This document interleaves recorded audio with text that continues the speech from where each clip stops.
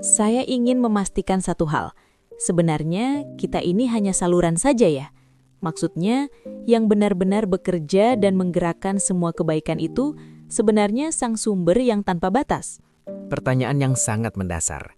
Dalam banyak perspektif spiritual, manusia memang dipandang sebagai kanal atau perantara. Namun penting dipahami dengan jernih. Kita tetap memiliki peran aktif berupa kesadaran, pilihan, dan tanggung jawab dalam setiap tindakan. Kalau begitu, ketika ada perubahan kesadaran pada seseorang, apakah itu berarti energi dari sumber itu yang bekerja, bukan kita?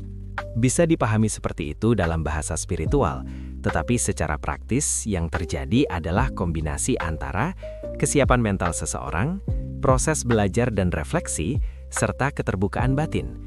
Ibarat pipa, air memang dari sumber, tetapi pipa tetap harus bersih, utuh, dan terbuka agar air bisa mengalir lancar.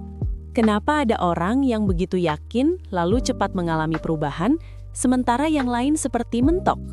Biasanya karena faktor belief system atau sistem keyakinan yang tertanam sejak kecil. Beberapa penghambat umum merasa tidak layak berhasil, takut menjadi kaya, keyakinan bahwa kebahagiaan akan selalu diikuti musibah, atau program keluarga yang membatasi. Selama program bawah sadar ini belum disadari, seseorang bisa merasa seperti looping dalam pola hidup yang sama. Kalau ada orang merasa ucapannya mulai cepat terwujud, atau hidupnya terasa lebih selaras, itu tanda apa? Biasanya itu indikasi bahwa kesadaran mulai lebih sinkron dengan tujuan hidup, konflik batin berkurang, keyakinan diri meningkat, fokus mental lebih terarah. Namun tetap perlu diingat, perubahan nyata juga membutuhkan tindakan konsisten, bukan hanya keyakinan. Tadi disebut belief masa kecil sangat berpengaruh. Seberapa besar dampaknya? Sangat besar. Pengalaman masa kecil membentuk program otomatis dalam diri kita. Contohnya, sering mendengar, uang itu susah. Sering dikritik atau diremehkan. Melihat konflik finansial di keluarga. Program ini tersimpan bukan hanya di pikiran sadar, tetapi juga dalam respons emosional tubuh. Itu sebabnya ya, ketika orang memproses emosi, kadang muncul sensasi di dada atau tenggorokan. Betul.